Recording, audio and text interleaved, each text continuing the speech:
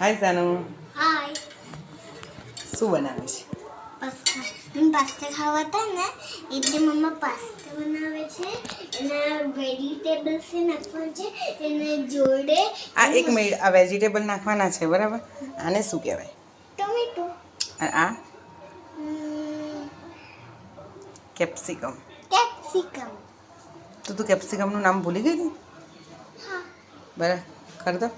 કેવી રીતે બનાવવાના પાસ્તા? જો પહેલા આ ચમચો છે ને ચમચો.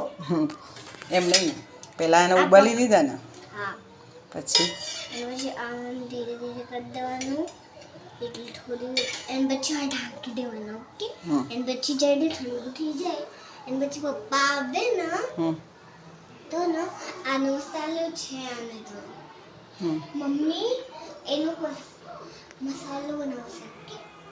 એન પછી આપણે બધા ખાશું. તો તમે કેમ પાસ્તા ખાવા દા?